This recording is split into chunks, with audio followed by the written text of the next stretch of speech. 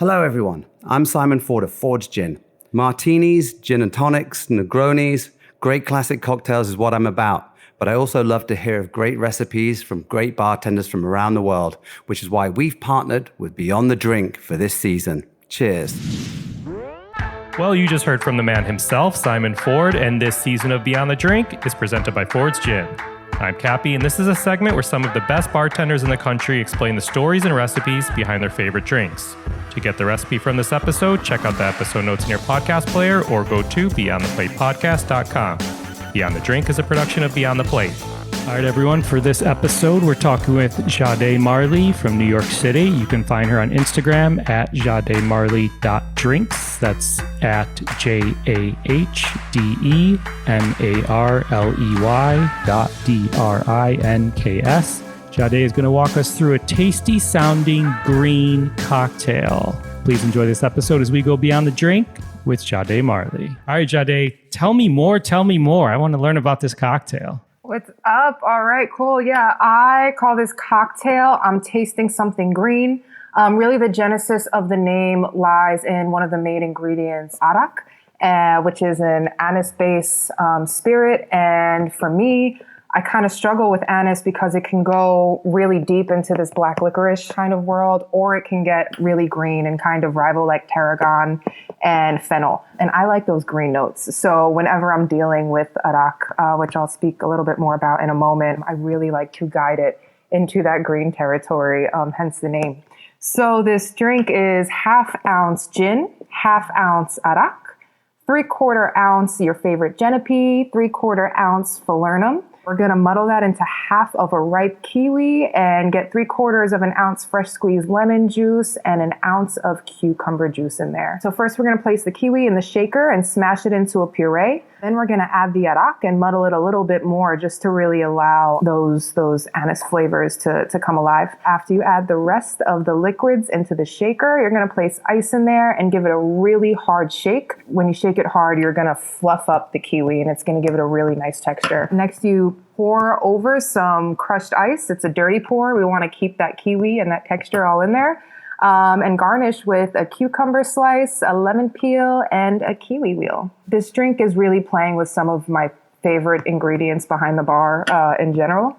I love gin. One of the, I guess, more positive parts of a very violent world history is, gin and all of the different cultures that the English really came into contact with, and the different botanicals and the different flavors that we are able to really see represented in gin from different regions. So I love playing with it and its ability to really play off of anything that you put in there. It's surprising when you see the notes that gin can pull out of it. And lately I've really been geeking off of Arack because I work in import and distribution.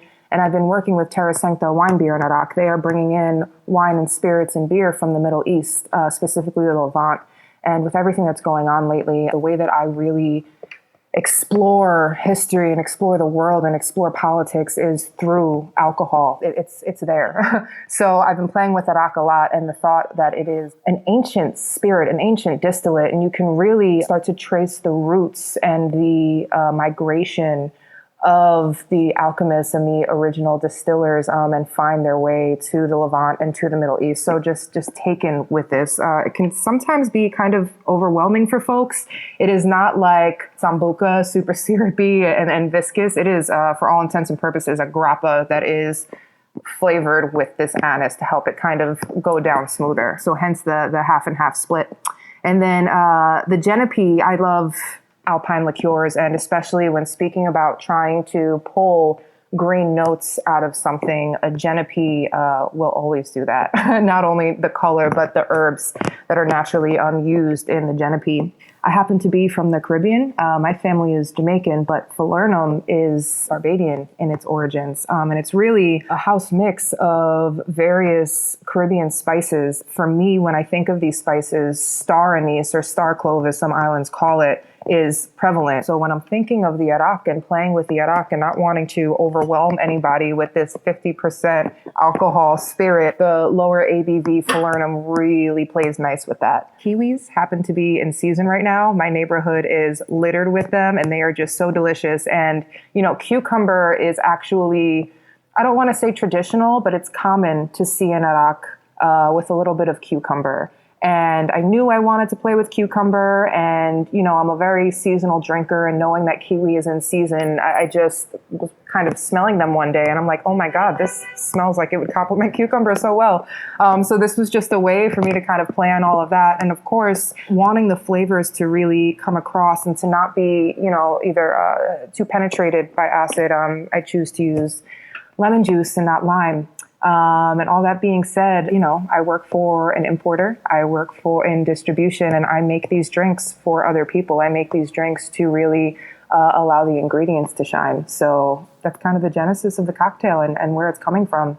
And something else just to think about with Arack is, although it may be a bit surprising to a Western palate or sometimes a bit overbearing, it's actually consumed as a palate cleanser in the Levant, in between all of your meze dishes and in between courses. So just also kind of prompts me to think of what our palates are conditioned to be used to. Just the thought that this goes so well with Middle Eastern cuisine. It's a really interesting cultural study. I love it. God, you explained that so well. Thank you. You said something interesting. I always like to try and see where a bartender draws inspiration from, from flavors, aromatics, whatever it may be. And you were saying how where you are now, it's kind of littered, it's seasonally littered with kiwis, which you don't hear a lot. Where do you find inspiration generally when you're mixing flavors? Did I read you say you're a flavor junkie? Did I see that? I'm a flavor junkie, yeah, okay. Yes, proud. Self-proclaimed. I usually start with one base ingredient. So for this drink, it was Arack.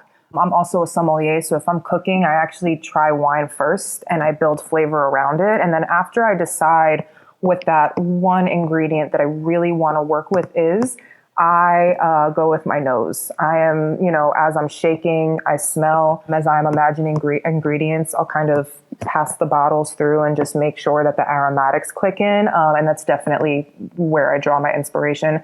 I'm also the person who's like, really annoying because you can't fill my glass because I want to smell it, but I'm not drinking it. I'm not there yet. Just let me enjoy the aromatics, Yeah, I love it. Talk to me about a dirty pour, something I don't see all the time, but I think I picked up on it as you explained, but talk to me about that.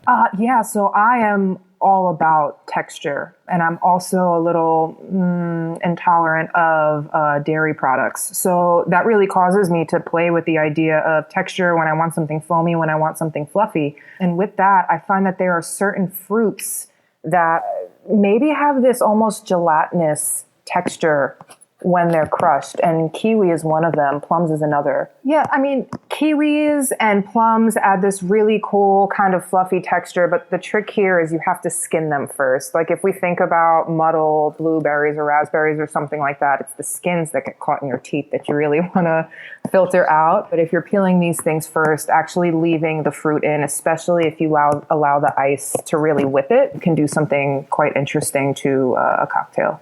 I got it. Hence the dirty pour and the hard shake. Yes, they're coupled. Right. And something else that I like to do, especially when I'm doing a dirty pour, which is, pouring the entire shaker into a glass rather than shaking it, is especially when I'm dealing with crushed ices, I put a little bit of crushed ice down. I do the dirty pour and then I top with some crushed ice. So that way, if you decide to, drink the whole cocktail, you're not sifting through fruit with your lips or your teeth. Yeah. Got it. Awesome. I love it. Jahdé, so a big part of this podcast and our companion podcast, Beyond the Plate, is about giving back to the community, and a lot of chefs and restaurateurs and food personalities and I say bartenders also give back in their own way. So I would love to give you a moment to shed some light on a cause or a specific organization or multiple ones that you'd like to talk about, raise awareness for. You're smiling, so I'm your smiling gets me excited about what you may start to talk about. Well, it's just funny because when I share everything that I do that is like community based, I sound like a crazy person. I think that's a good thing. You know why? I'm just going to, before you even start, I remember there's a couple people, well, everybody who we've ever done this with, 100 plus episodes, talks about how they give back. But specifically, there's a couple people that come to the top of my head. One is Valerie Bertinelli. I think Tiffany Thiessen also talked about this. And I think Amber Earl also talked about this. And I think it was at least two or three of those apologized to me for getting so pissed off about talking about how they give back. I was like, don't apologize to me. You're amazing. And I'm glad you're using your voice and getting pissed off and using your voice for good. So not saying you were about to get pissed off, but shoot, I'm excited to hear. Well, I do all of these things because I am tired of getting pissed off. And it could feel like you are carrying a big old burden when you do things on your own. But if you are within community with people and you have people to lean on and kind of discuss these things, that anger tends to be transformed into love and into action. And I realized that very early on. So I am currently a sommelier that will not let go of my bartender reins. So I do a lot of work both in the wine and spirits world. I understand that there are ways that you can give money. I understand that there are ways that you can give exposure. But in my journey towards where I am, it was really a person-to-person connection that I was missing, that I was searching for, specifically amongst other Black women, other people of color, that I really felt would have made this journey not only easier for me, but less traumatic. There were various points in my career when I was really just about to be done, and it would have been a shame because I love this and I'm pretty good at it. So with that in mind, I do a lot of peer-to-peer, person-to-person, actively in the community-based work. So that being said, from the time I was promoted from a waitress to a bartender and then, a bartender up to a somm, I've always really believed in the power of upward mobility in your workplace. I realized from a very young age in this industry, the financial empowerment that was just right there, whether it be by tips or whether it be via getting to travel in order to study these spirits and these grapes. I really always wanted to afford that to other people. Each time I kind of notched up.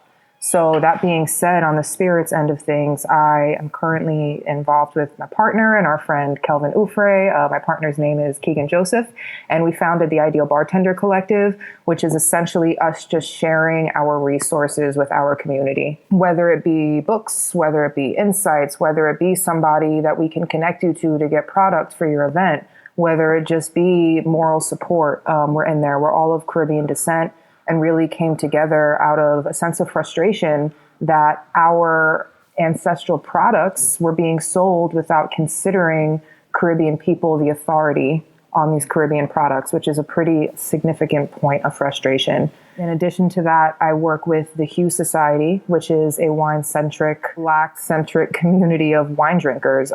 We, of course, are open to all folks, but when we are studying wine, when we are speaking about wine, we tend to do so through a Black American lens, which is just fantastic. We have chapters in quite a few cities and are actively expanding. Shout out to our founder, Tahira Habibi, who is just like relentless in the work that she does. And coupled with that is the Roots Fund, which is a nonprofit that grants multiple scholarships per year to Black, Indigenous, and people of color who are wanting to either further their wine education or attend a wine certification course or go to wine business school or go to UC Davis. It's like whatever you want to do within wine and you need money for, you can go to the Roots Fund and they will provide.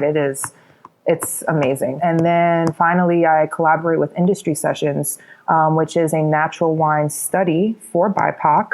I actually hosted a rum class through Industry Sessions last December, where we really spoke about sugarcane as the base of a lot of Caribbean culture, but also this idea that Caribbean people are part of the terroir that gives birth to rum, and just the idea that there are people who feel almost related to this cane because their people have been harvesting it for generations. So that was a really spiritual and intimate experience. And between those three organizations, I'm well busy. I don't think that you can say, oh, I see the impact necessarily, but I feel it each time I interact with another person. And that to me, direct impact is pretty important. Love it. Amazing. I was reading in your bio saying you're actively working to disrupt the beverage industry from a space of love for people and cultural ownership. Want to explain more? Absolutely. I think that, that industry sessions that we did on rum is a perfect example, but it goes far beyond that. There was a time where I felt very uncomfortable in tasting rooms, whether it was wine, whether it was spirits, whether it was rum, because not only did I not see myself reflected physically, but I didn't hear anybody else with the same tasting note references. I wasn't encouraged to pull from my experiences as much as I was encouraged to think within a box. And that did nothing for my professional growth. And when I say I'm disrupting from a place of love, I think that needs to stop out of love for people who want to come in and who want to feel comfortable. And also, it's not just rum. I mean, let's think of all of the spirits that come from Central and South America. Who's representing those spirits? Whose voices do we hear? And if the people who are putting in the labor to birth these spirits don't look like the people who are representing these spirits, we have a bit of a problem. And I think that's where my voice and, what I choose to disrupt really lies in. Love it. You have mentioned you went from server to bartender to sommelier. What got you interested in the wine world? And follow up to that, is there something from the bartending world that you use in the wine world or vice versa? Is there something from the wine world that you take and use in your mixing of drinks world? Totally. So I actually got into wine and somming because I couldn't land a job as a bartender the way that I wanted to. I had a lot of really laborious bar experience. I worked at a lot of sports bars, dive bars, very fast. But me being taken with flavor and me being a very creative person, I wanted in the craft cocktail world. And I just could not break in. And when I learned that there were certifications that sommeliers could have, and at that point I had 10 years under my belt in the industry, I was like, well, I'm going to get myself one of these certifications and nobody can tell me anything.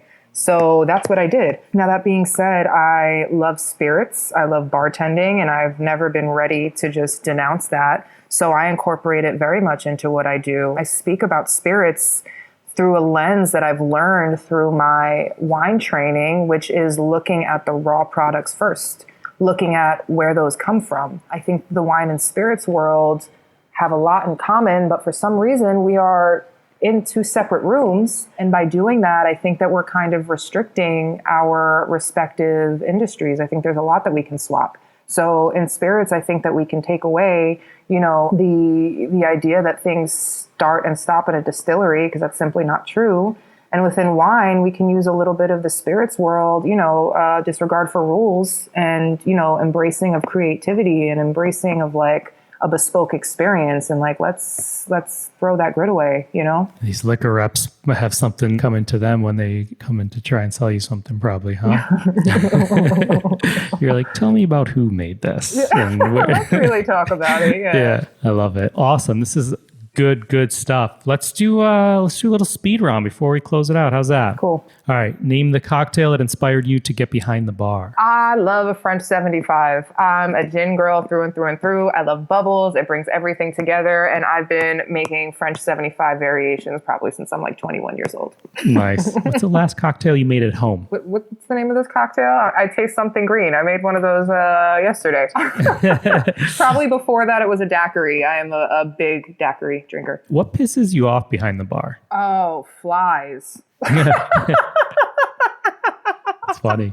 What makes you happy behind the bar? When somebody takes a sip and they just light up. There's that moment. It's the best. For sure. And one cocktail every home bartender should have in their repertoire. Gonna have to be gimlet. Gonna have to be daiquiri. That citrus sweet play is everything. Jahdé, you're amazing. I wish I could stay for another hour and talk to you about this. I love your point of view on spirits, on wine, on the industry, on flavors. It's so refreshing, and eye-opening at the same time. I'm gonna have to look you up next time I get to New York when travel resumes, a little more. So thank you for taking the time today to talk with us, and I look forward to getting this out there. It's great stuff. Thank you. I really appreciate you all for having me. Thank you. Thank you. Have a good rest of your day.